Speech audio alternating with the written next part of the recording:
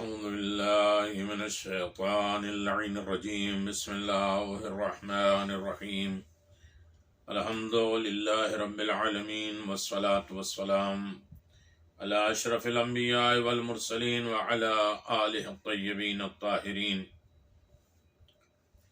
ولعنة الله على أعدائهم أجمعين أما بعد فقد قال الله تبارك وتعالى في قرآن مجيد بسم الله الرحمن الرحيم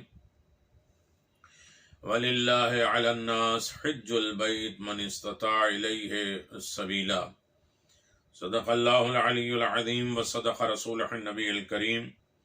سامعین گرامی قدر، ناظرین محترم، فریضہ حج بیت اللہ کی ادائیگی یہ فرض ہے، واجب ہے، تمام عبادتوں میں افضل ترین عبادت ہے، ہر عبادت اس میں شامل ہے، ساری عبادتوں کے نچوڑ اسی میں ہے۔ حج پوری زندگی میں ایک مرتبہ مانگا، وہ بھی استطاعت کے اعتبار سے۔ کن کن لوگوں کے اوپر حج واجب ہے، کیسے حج ادا کرے، خود پیغمبر اسلام احمد مجتبیٰ محمد مصطفیٰ صلی اللہ علیہ وآلہ وسلم کا ارشاد گرامی ہے: من صوف الحج حتی یموت بعثہ اللہ یوم القیامہ یہودیا او نصاریا۔ نصرانین بہار الانوار ہے، 77 نمبر ہے۔ آپ دیکھیں کہ رسول السلام نے فرمایا کہ جو شخص حج کے بارے میں ٹال مٹول کرے، اس سال نہیں اگلے سال کر لیں گے، یہ کام ہو جائے تو اس کے بعد کر لیں گے، اور اس حالت میں اسے موت آ جائے گی، آ جائے تو قیامت کے دن خدا اسے یہودی یا نصرانی بنا کر اٹھائے گا، یعنی مسلمان نہیں ہوگا۔ پھر مولائے کائنات امیر المومنین علی بن ابی طالب علیہ السلام کا ارشاد گرامی ہے: من ترک الحج لحاجت من حوائج الدنیا لم یقضى حتی ینظر الی محلقین ثواب الاعمال۔ جو شخص دنیاوی حاجات، دنیاوی کام میں، لڑکی کی شادی ہو جائے تو حج کر لیں گے، یہ کام ہو جائے تو حج کر لیں گے، اب کی بار نہیں تو اگلے سال حج کر لیں گے، دنیاوی کام میں اور کسی حاجت کے پیش نظر، کسی ضرورت کے اعتبار سے حج کو چھوڑ دیا، تو جب تک حج نہ کرے مرتے دم تک اس کی حاجت پوری نہیں ہوگی۔ ہم یہ سوچتے ہیں کہ حج چھوڑ کر کوئی حاجت کے لیے، یہ حاجت، یہ ضرورت، یہ دعا، یہ اپنی تمام معاملات کو سیٹ کر لیں تو حج کر لیں گے۔ امیر المومنین کہتے ہیں کہ اس وقت تک اس کی حاجت پوری ہی نہیں ہوگی۔ تمام حاجت کا منبع، سرچشمہ ذات پروردگار ہے، عزتوں کا خزانہ ہے۔ ہر حاجت، ہر سہولت، ہر عیش، ہر آرام پروردگار کی بارگاہ میں ہے۔ لہذا جب انسان حج بیت اللہ کرتا ہے تو حج کے لیے یہ حکم ہے کہ انسان حج جب کر لیتا ہے تو رسول خدا نے فرمایا ہے: الحج ینفع الفقر، حج غربت، فقیری کو دور کر دیتا ہے۔ ہم سوچتے ہیں اتنا پیسہ لگ رہا ہے، جبکہ خدا کی ملاقات کے لیے ہم جا رہے ہیں، جبکہ ساری غربت، چاہے وہ مالی ہو، اخلاقی ہو، عقائدی ہو، یا اور دیگر تمام غربتیں، بے بسی، کمزوری، یہ سب چیزوں کو دور کرنے کا بہترین وسیلہ حج بیت اللہ ہے۔ امام صادق علیہ السلام فرماتے ہیں: من حج ثلاث حجج لم یصبح فقر عبدا۔ جو شخص زندگی میں صرف 3 حج کر لے، 50 حج تک ہے، ایک حج کرنے والے کو کیا اجر، 2 حج کرنے والے کا مقام کیا ہے، 3 حج کرنے والے کا مقام کیا ہے، 4، 10، 20، یہاں تک کہ 50 حج کرنے والوں کے فضائل بیان کیے گئے ہیں معصومین کی۔ اسی لیے حکم ہے کہ جب کعبہ جاؤ تو نکلنے کے وقت دعا کرو، اور یہ مستحب ہے، واپس آنے کی دعا۔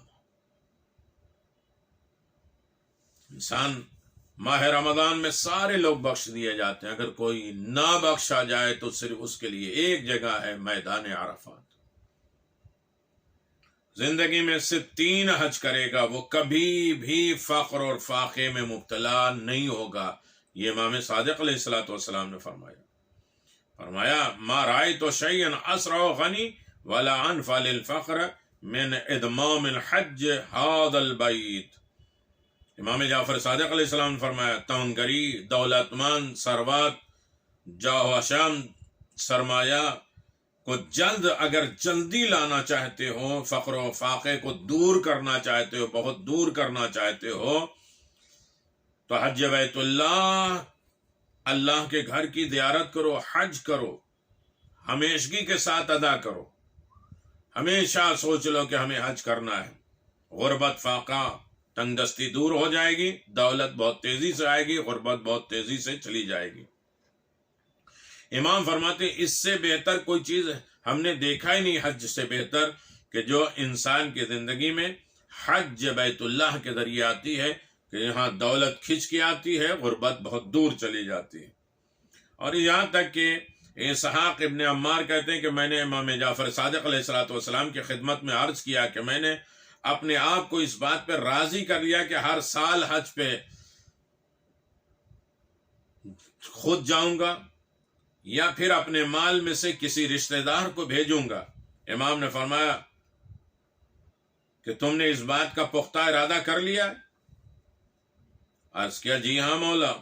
فرمایا اگر تم نے ایسا کر لیا کہ ہر سال تم حج پہ جانے کا ارادہ کر لیتے ہو اور نہیں جا پاتے ہیں تو اپنے مال میں سے کچھ حصہ یا پورا حصہ اپنے رشتہ داروں کے لیے غریب مستحق بنا کے اسے حج کی طرف بھیج رہے ہو تو یاد رکھو، تو پھر یقین جانو کہ تمہارا مال زیادہ ہو جائے گا.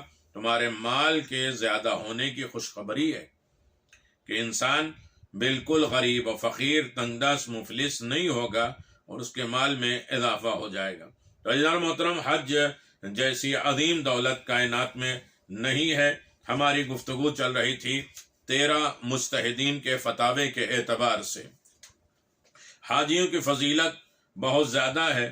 خود رسول خدا صلی اللہ علیہ وسلم فرماتے ہیں کہ وفود خدا 3 ہیں، اللہ کی طرف جانے والے 3 ہیں، اللہ کے لشکر میں سپہ سالار 3 ہے، ایک غازی ہے، ایک حاجی ہے، ایک عمرہ کرنے والا ہے.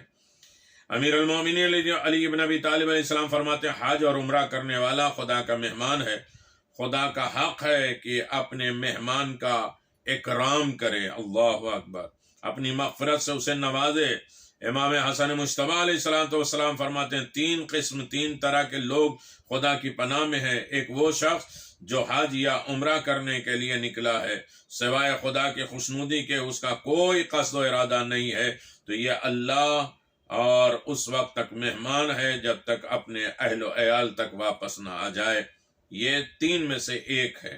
امام زین العابدین علیہ السلام فرماتے ہیں حج کا حق یہ ہے کہ تم آگاہ رہو کہ حج اپنے پروردگار کی بارگاہ میں حاضر ہونا ہے، اپنے گناہوں سے اس کی بارگاہ میں بھاگنا ہے، اور اپنا نام ہے اور پناہ کا نام حج ہے. حج میں تمہاری توبہ قبول ہوتی، حج کے ذریعے وہ فریضہ ادا ہوتا ہے جس کو خدا نے تمہارے اوپر واجب قرار دیا ہے. تو یقیناً جو ہے وہ حاجیوں کی فضیلت بہت زیادہ ہے. حاجی خدا کے مہمان ہیں. حدیث قدسی میں ہے، پروردگار نے بیان فرمایا ہے اللہ کی ضمانت میں حاجی ہوتے ہیں، حاجی کی دعا قبول ہوتی ہے. حج کے دنیاوی فائدے اور آخرت کے فائدے کیا ہیں، اس سلسلے میں آپ سے انشاءاللہ گفتگو رہے گی. اور اس ضمن میں میں آگے بات بڑھاؤں کہ حج کا لغوی معنی، حج کے ڈکشنری معنی، لغوی معنی ہے زیارت کے لیے قصد و ارادہ کرنا. حج کے اصطلاحی معنی ہیں شرع اسلام میں حج سے مراد یہ ہے کہ مقدس اور قابل احترام شہر مکہ معظمہ کی طرف احترام والے مہینہ ذی الحج ذیقات میں خانہ کعبہ کی زیارت کے لیے وہاں جا کر مناسک حج یعنی مخصوص اعمال زیارت، طواف، سعی، وقوف، عرفات، مشعر الحرام، منا، مزدلفہ، رمی جمرات، قربانی یہ بجا لائے. حج کا ہر مستطیع مسلمان پر زندگی میں ایک بار ادا کرنا واجب ہے. اس سفر میں बजा लाने वाले अमाल को हज्जतुल इस्लाम कहते हैं, और इस अमल का छोड़ देने वाला गुनाह कबीरा का सबब है। और यकीनन उम्रा के माने हैं किस्मत बनाना। उम्रा की इस्तिलाह है कि एक ख़ास किस्म के इन अमाल का नाम उम्रा है जो मक्का मुअज़्ज़मा में बजा लाया जाता। उम्रा और हज दोनों में बहुत फ़र्क है। ख़ास तरीक़े से जो लोग उम्रे तमत्तो कर चुके हैं, उसके बाद हम ये काम शुरू कर रहे हैं कि उम्रे मुफ़रदा होता है, उम्रे तमत्तो होता है। लेकिन जो लोगों से गुफ्तगू हमारी है वो उम्रे तमत्तो वाली है। हज के वाजिब होने की शर्तें क्या हैं? इन तमाम शर्तों की सूरत में हज वाजिब हो जाता है। बालिग हो, आकिल हो, इस्तिताअत रखता हो। बच्चे और दीवाने पर हज वाजिब नहीं है। नाबालिग बच्चे का हज तो सही होगा, लेकिन ये हज हज्जतुल इस्लाम के लिए काफ़ी नहीं होगा। गैर मुमय्यज़ बच्चे, उसका वली हज और उम्रे के तमाम आमाल अंजाम दिलवाएगा। अगरचे खुद बच्चा न बजा लाए तो बच्चे की नियाबत में तमाम आमाल किए जाएंगे। इस्तिताअत के लिए ज़रूरी है कि सफ़र, आमद और रफ्त, आना जाने के खर्च, ज़रूरियात ज़िंदगी, रहने, घर, घरेलू सामान, शान व शौकत के मुताबिक सवारी का होना शर्त है। अगर बनफ से चीज़ें न हो तो इतनी नक़द रकम हो कि जो दूसरी चीज़ों को पूरा कर सके। यानी इस्तिताअत सिर्फ माली नहीं है, इस्तिताअत जिस्मानी है, इस्तिताअत वक्ती है, इस्तिताअत क़ानूनी है, इस्तिताअत हालाती है और इस्तिताअत माली है। इन तमाम चीज़ों के इस्तिताअत होने के ऊपर हज वाजिब होता है। तो अज़ीज़ान मोहतरम, मुस्तती के सिलसिले में बहुत सी बहसें हैं और बहुत से क़ानून हैं। ख़ास तरीक़े से हज एक वाजिब होता है, मुस्तहब होता है, नियाबत होता है, बरिउज़ ज़िम्मा होता है, या जो है अपने हज में कोई कमी कमज़ोरी हमें महसूस हुई, दोबारा हज करने जा रहे हैं, ये उस तरीक़े से तसल्ली और तशफ़ी के लिए हज करते हैं। यानी जब इंसान अगर मुस्तती हो जाए और उज़्र शरई की वजह से हज न कर सकता हो, इस तरह अगर कोई मुस्तती हज किए बगैर मर जाए तो उसके वर्सा, उसके माल से किसी शराइत नियाबत के हामिल शख्स को नायब बनाकर हज कराना वाजिब है। नायब के लिए ज़रूरी है कि जिसे नियाबत दी जा रही है वो बराबर एहतियात वाजिब, बालिग हो, आकिल हो, मोमिन हो और उसके सही अमाल बजा लाने का यकीन हो। हम ये सोचते हैं कि किसी को भी अपने वतन से भेज देंगे, वो हज कर लेगा, चाहे उसकी नमाज सही हो, उसका वज़ू सही हो या उसके अमाल सही हो, दुरुस्त हो, नहीं भेज दिया है। नहीं, ये शर्त है जो हज की नियाबत के लिए अमल शुरू करने के बाद इत्मीनान हासिल हो जाए कि वो अदा कर लेगा। नायब के लिए अहकाम हज को जानना ज़रूरी है, खा वो अंजाम देते वक्त किसी के बताने से जाने। उस साल नायब के ज़िम्मे कोई हज वाजिब न हो। इसी तरीक़े से बहुत सी चीज़ें हैं कि जहाँ इंसान इस बारे में गौर करे कि हज बैतुल्लाह कर रहा है, जिसके ऊपर हज वाजिब है, और हज वाजिब होने के बाद यानी वो मुस्तहब हज नहीं कर सकता या नियाबत में हज नहीं कर सकता। इस तरीके से 13 मुस्तहिदीन के अलग अलग फतावे हैं, उस ज़िम्न में मसाइल में बयान किए जाएंगे। कौन कौन से मुस्तहिदीन जो इजाज़त देते हैं और कौन कौन से मुस्तहिदीन हैं जो इजाज़त नहीं देते हैं, उसमें लंबी चौड़ी बहसें हैं। फिर इंशाअल्लाह कभी उन तमाम चीज़ों पर गुजारिशात होंगी। आज हमारे सिलसिले में पहले ये है कि उम्रे तमत्तो हमने कर लिया है, और ये जानते हुए कि हज वाजिब हो, मुस्तहब हो, या किसी की नियाबत में किया जा रहा हो, या बरी ज़िम्मा होने के लिए कर रहा हो, तो तमाम मसाइल एक हैं, सिर्फ नीयत में फ़र्क है। नीयत में फ़र्क है। वाजिब के लिए, मुस्तहब के लिए, नियाबत के लिए आमाल, अरकान, दुआ और तमाम दस्तूर कानून जो है वो सब एक है, सिर्फ नीयत में फ़र्क है। नीयत के एतबार से इंसान उस अमाल को बदल सकता है और नीयत के एतबार से उस अरकान को अदा कर सकता है। हज मुस्तहब है या किसी की नियाबत में, बाकी तरीक़े सब एक हैं, उसमें कोई फ़र्क नहीं है। हम जिस चीज़ को बयान कर रहे हैं वो वाजिब हज के सिलसिले में बात कर रहे हैं, और उसमें नीयत में भी आप फ़र्क पैदा कर सकते हैं। تو عمرہ تمتع ہو گیا، اس کے بعد حج تمتع باقی ہے۔ یہ جس نے عمرہ تمتع کر لیا اور حج تمتع باقی ہے، تو اس درمیان میں جب عمرہ تمتع ہو چکا ہے اور حج تمتع ابھی باقی ہے، کیا کیا نہیں کر سکتا؟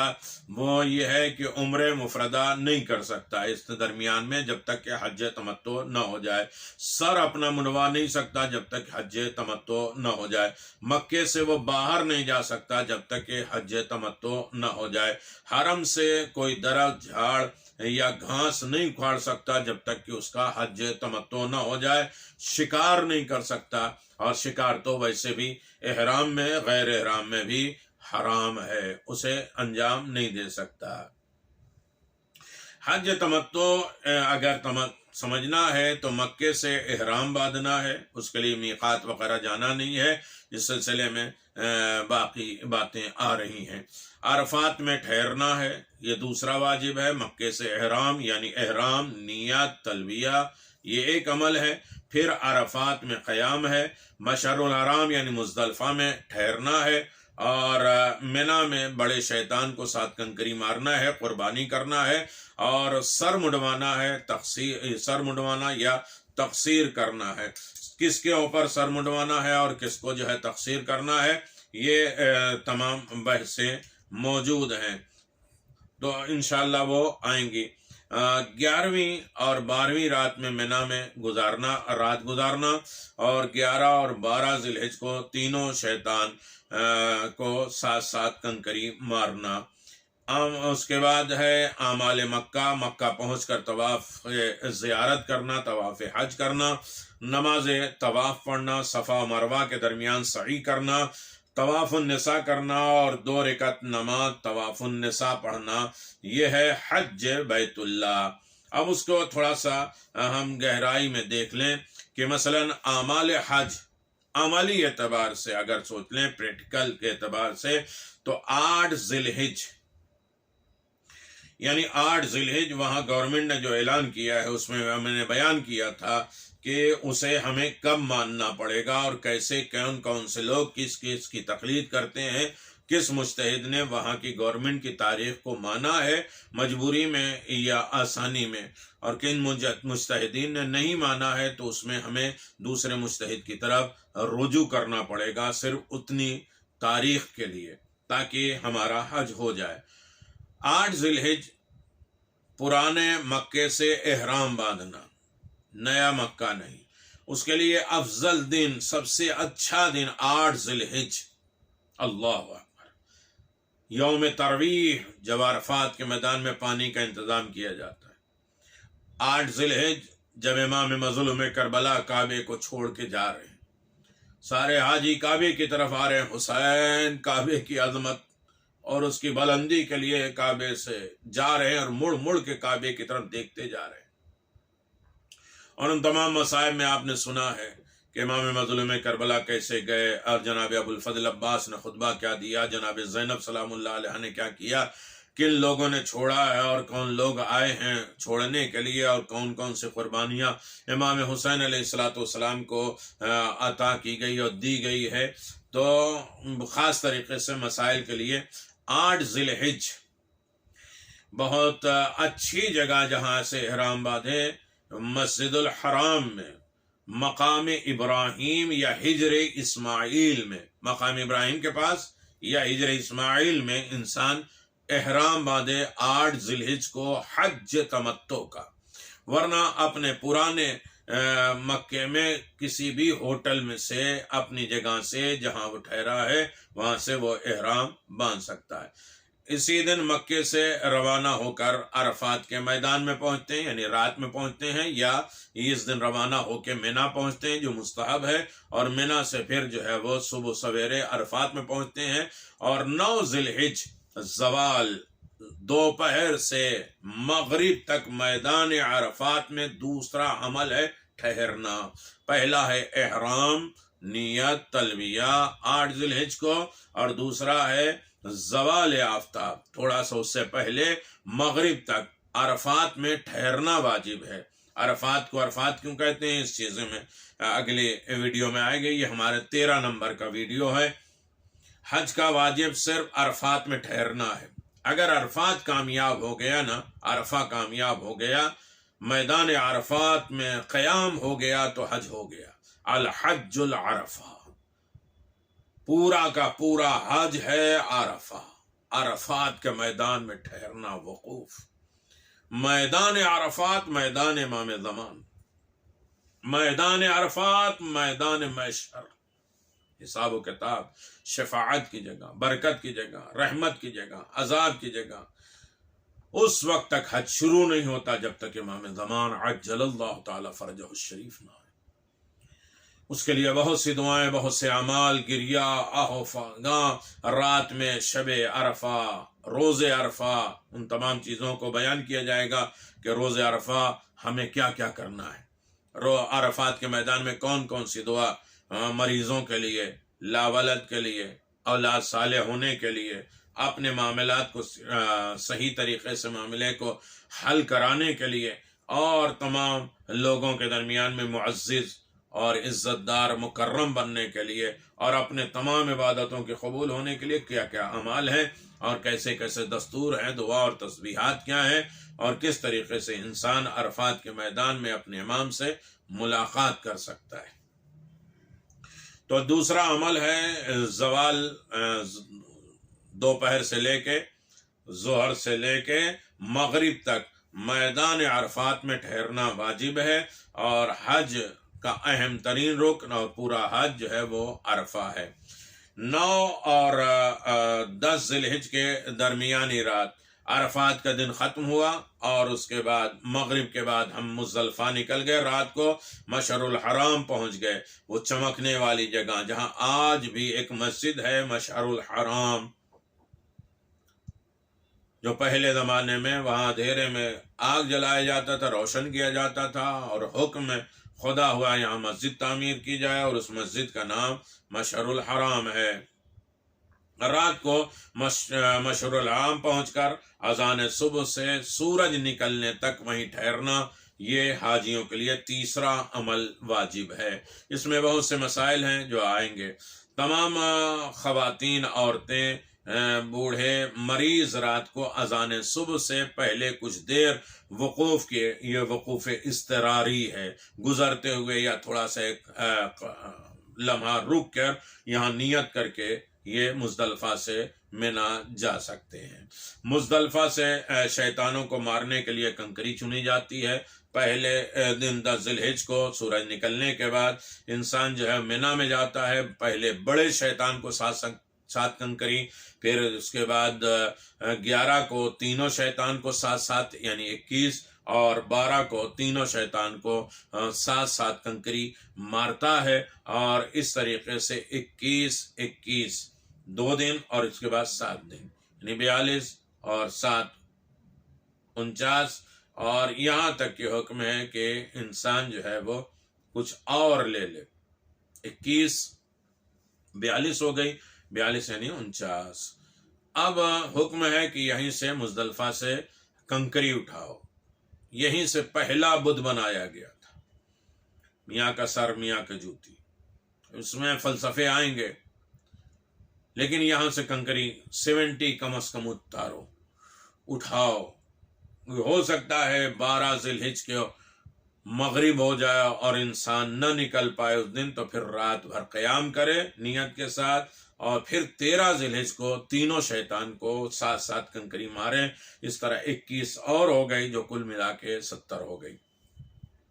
تو 10 ذی الحجہ سورج نکلنے کے بعد مینا پہنچ کر 3 کام انجام دینا ہے. پہلا ہے بڑے شیطان کو 7 کنکری مارنا ہے، اور یعنی بڑے شیطان کو صرف مارنا ہے، تینوں کو نہیں مارنا ہے. اور عملی طور پہ 10 ذی الحجہ کو بہترین وقت دوپہر کے بعد کا ہے کہ انسان جو ہے کنکری مارنے، ورنہ سورج نکلنے کے بعد انسان جو ہے مزدلفہ سے نکلتا ہے مینا کی طرف، تو 1 گھنٹہ لگ ہی جاتا ہے، جو بڑے شیطان تک پہنچ کے کنکری مار کے اپنے خیمے میں آئے، یا وہاں سے اپنے ٹور آپریٹر یا جس طریقے سے خود کرنا چاہے وہ بتا دے کہ میری ایک کنکری ہو چکی، رمی ہو چکی ہے، بڑے شیطان کو ہم نے مار لیا ہے. پھر اس کے بعد قربانی ہوگی. قربانی خود کرنا ضروری نہیں ہے، بلکہ ذمہ دار کو اپنا نائب بنا سکتا ہے، جس کے اوپر یقین ہو اور جس کو ہم نائب بنائیں گے اسے ہم اپنے تمام نیتوں کا ذمہ دار بنائیں گے، میری طرف سے قربانی کر دے، خود بھی کر سکتا ہے۔ پھر اس کے بعد ہمارا 10 ذی الحج کو پہلا 3 بڑے شیطان کو 7 کنکری مارنا، پھر اس کے بعد ہے قربانی کرنا، اور قربانی کے بعد سر مڈانا۔ خاص طریقے سے عورتیں اور خواتین جو ہیں وہ صرف بال کو کاٹیں گے، جس کا نام تقصیر ہوگا، چھوٹا سا حصہ اپنے بال کا کم کر دیں گے، جس کا نام تقصیر ہے۔ اور اس کے بعد 4 چیزوں کے علاوہ احرام، یعنی مرد حضرات جو ہے جو خاص طریقے سے پہلا حج کر رہے ہیں وہ سر مڈائیں گے، اور دوسرا بھی کر رہے ہیں تو وہ بھی بہتر ہے، ثواب ہے۔ 27 فائدے ہیں سر مڈانے کے۔ امیر المومنین نے فرمایا وہ نہیں کراتا ہے دوسرا حج جو کر رہا ہے یا مستحب کر رہا ہے یا نیابت میں کر رہا ہے تو ضروری نہیں کہ وہ کٹائے، پہلے حج میں ہر انسان کے لیے ضروری ہے کہ وہ سر مڈائے، لیکن عورتوں کے لیے تقصیر واجب ہے۔ پھر اس کے بعد 4 چیزوں کے علاوہ احرام کی ساری پابندیاں اتر جائیں گی۔ جیسے ہی آپ نے تقصیر کیا، حلق کیا، آپ کا احرام اتر گیا۔ 10 ذی الحج عید کے دن آپ اپنا لباس پہنیے، لیکن خاص طریقے سے کہ اب بھی صابن آپ نہیں لگا سکتے، خوشبو نہیں لگا سکتے، اور آپس میں ریلیشن ہسبینڈ وائف جو ہے وہ نہیں بنا سکتے، شکار نہیں کر سکتے، حرم سے گھاس نہیں کھاڑ سکتے، خاص طریقے سے خوشبو نہیں استعمال کر سکتے، اور ریلیشن نہیں بنا سکتے۔ 10 اور 11 ذی الحج یہ رات مینا میں گزارے، کہ آدھی رات یا پوری رات مینا میں گزارنا ضروری نہیں ہے، بلکہ رات کا آدھا حصہ بھی مینا میں گزار لے۔ جب رات آئے 10 ذی الحج کی اور 10 ذی الحج ختم ہو جائے، شب 11 آ جائے، تو وقوف کرتا ہوں شب 11 ذی الحج کے میدان مینا میں، واجب قربتان اللہ، حج تمتع حجۃ الاسلام، واجب قربتان اللہ، جو بھی آپ کہہ سکتے ہیں۔ یہ آپ کرنے کے بعد بہت سے لوگ آدھی رات گزارنے کے بعد پھر مکہ آ جاتے ہیں، اور مکے میں یہاں طواف کرتے ہیں، 2 رکعت نماز پڑھتے ہیں، سعی کرتے ہیں، واپس چلے آتے ہیں۔ 11 ذی الحج کو سورج نکلنے سے لے کر سورج ڈوبنے تک جو ہے وہ کسی وقت بھی انسان جو ہے وہ پہلے چھوٹے شیطان کو، پھر جو ہے درمیانی، پھر بڑے شیطان کو 7 کنکری مارے گا۔ آج پریکٹیکل کے طور پہ کنکری مارنے کا بہترین وقت جو ہے وہ سورج نکلنے کے بعد سے لے کے اذان ظہر 1 گھنٹے تک ہے، کہ جہاں انسان تھوڑا سا خلوت محسوس ہوتی ہے، اور وہ پلرز میں نام لکھے رہتے ہیں، اپنے گروپ والے جاتے ہیں پلرز کے قریب جاتے ہیں اور وہ بتاتے ہیں کہ اس گروپ والے یہاں ہمیں کھڑے ہو کے انتظار کریں گے، سامنے سے 20 سے جانا چاہیے۔ آج شیطان بہت لمبا ہو گیا، پہلے 1.5 فٹ کا تھا، ایک دوسرے کو مارتے تھے، کسی کے سر پہ لگتا تھا، کسی کا سر پھوٹتا تھا، کسی کا احرام جاتا تھا، لیکن ابھی تو 70 فٹ کا ہو گیا۔ تو ہمیں اب بھی ہے کہ ہم باہر جا کے بیچ میں داخل ہوں، اور بیچ میں تھوڑا سا سناٹا ہوتا ہے، اور وہاں آرام سے قریب سے جا کے 7 پتھر شیطان کو، پہلے چھوٹے کو، پھر درمیانی، پھر بڑے شیطان کو مارنا ہے۔ پھر اس کے بعد آپ 11 اور 12 ذی الحج کے درمیانی رات آ گئی، تو یہاں بھی مینا میں گزارنا ہے 3 راتیں، یعنی انسان کو نکال کے آپ دیکھیں خاص طریقے سے چیک ہوتا ہے کہ اب تو غصہ نہیں آ رہا، اب تو تمہاری عادتیں بدلی۔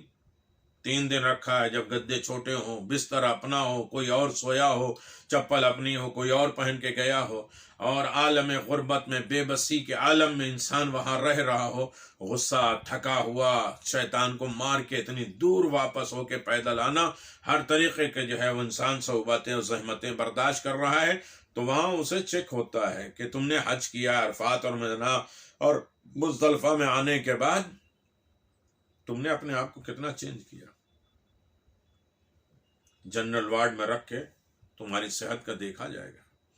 تو 11 اور 12 ذی الحج کی رات میں مینا میں گزارے گا، اور پوری رات نہیں بلکہ آدھی رات بھی یہ گزار سکتا ہے، باقی اور اعمال کر سکتا ہے۔ جو مینا میں نہیں رہتا اسے کعبے میں پوری رات رہ کے عبادت کرنا ہے بغیر جھپکے ہوئے، جبکہ مینا مقام مینا تمنا کی جگہ ہے، اس کے فضائل آئیں گے، ابھی آپ سنیے گا۔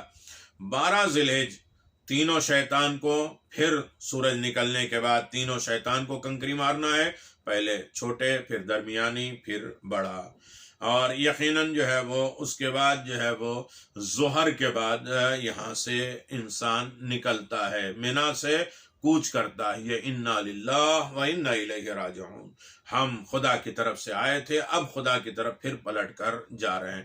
ظہر کے اذان کے وقت تک مینا میں ہونا ضروری ہے، یعنی زوال تک، اور اس کے بعد جو ہے وہ انسان روانہ ہو جائے۔ پھر اس کے بعد جو ہے کہ اعمال مکہ، بہت سے لوگ منائی سے اعمال مکہ کر لیتے ہیں، اعمال مکہ جو ہے واجب ہے، مکہ پہنچ کر ان اعمال کو انجام دے، اور ان میں سے ایک ہے طواف حج یعنی طواف زیارت، نماز طواف، سعی کرنا 7 چکر ہے، طواف النساء 2 رکعت نماز طواف النساء۔ یاد رہے کہ سعی کے بعد تقصیر نہیں ہے، سعی ہوتے ہوئے خوشبو حلال ہو جاتی ہے، اور نماز طواف پڑھتے ساتھ جو ہے وہ انسان کے آپس کے ہسبینڈ وائف کے ریلیشن جو ہے وہ حلال ہو جاتے ہیں، چونکہ حرم میں شکار کرنا اور حرم کی گھاس اکھاڑنا حرام ہے، لہذا ویسے بھی حرام رہے گا۔ اعمال مکہ میں حلق یعنی سر مڈانا، تقصیر کرنے کے بعد اعمال مینا کا خیال رکھتے ہوئے ذی الحجہ کا مہینہ مکمل ہونے سے پہلے کبھی بھی انجام دیا جا سکتا ہے، اور انسان جو ہے وہ آخری ذی الحجہ تک جو ہے حج کا طواف کر سکتا ہے، لیکن اس کے اوپر خوشبو حلال نہیں ہوگی۔ سعی کر لے، نماز طواف پڑھ لے تو خوشبو بھی جائز ہو جائے گی، اور اس کے بعد طواف النساء اور 2 رکعت نماز پڑھ لے تو تمام حرام چیزیں حلال ہو جائیں گی، صرف شکار باقی رہ جائے گا۔ یہ ایک چھوٹا سا عمل تھا، نیت ہے جو انسان جو ہے مکے سے کرے گا، مکے میں اپنے ہوٹل سے کرے، یا خانہ کعبہ میں مقام ابراہیم اور مقام ہجر اسماعیل سے کرے، اور نیت کرے کہ حج تمتع میں کرتا ہوں حجۃ الاسلام کے لیے، واجب قربتاً الی اللہ۔ پھر اس کے بعد عرفات میں وقوف عرفہ میں کرتا ہوں، زوال آفتاب سے لے کے غروب آفتاب تک، حج تمتع حجۃ الاسلام واجب قربتاً الی اللہ۔ پھر اس کے بعد مزدلفہ آئے، مزدلفہ صبح صادق سے لے کے طلوع آفتاب تک وقوف مزدلفہ کرتا ہوں، حج تمتع حجۃ الاسلام واجب قربتاً الی اللہ۔ رمی میں کرتا ہوں، یعنی بڑے شیطان کو کنکری میں مارتا ہوں، حج تمتع حجۃ الاسلام واجب قربتاً الی اللہ۔ پھر آئے رات میں قیام کرے، قیام مینا میں کرتا ہوں، مینا میں شب 11 ذی الحجہ کا قیام کرتا ہوں، حج تمتع حجۃ الاسلام واجب قربتاً الی اللہ۔ پھر 11 تاریخ کو آئے تو پہلے چھوٹے شیطان کو 11 ذی الحجہ کی رمی کرتا ہوں، چھوٹے شیطان کو حج تمتع حجۃ الاسلام واجب قربتاً الی اللہ، جمرہ وسطیٰ کو یعنی درمیانی شیطان کو 11 ذی الحجہ کی رمی کرتا ہوں، حج تمتع حجۃ الاسلام واجب قربتاً الی اللہ، اور 11 ذی الحجہ کو جمرہ عقبہ یعنی بڑے شیطان کو رمی کرتا ہوں، حج تمتع حجۃ الاسلام واجب قربتاً الی اللہ۔ پھر رات میں قیام نیت کے ساتھ کہ شب 12 کے قیام کرتا ہوں مینا میں، حج تمتع حجۃ الاسلام واجب قربتاً الی اللہ۔ پھر آ کے حج کا طواف کرے، حج کا طواف حج یا طواف زیارت میں کرتا ہوں، حج تمتع حجۃ الاسلام واجب قربتاً الی اللہ۔ نماز طواف خانہ کعبہ پڑھتا ہوں، حج تمتع حجۃ الاسلام واجب قربتاً الی اللہ۔ سعی میں کرتا ہوں، حج تمتع حجۃ الاسلام واجب قربتاً الی اللہ۔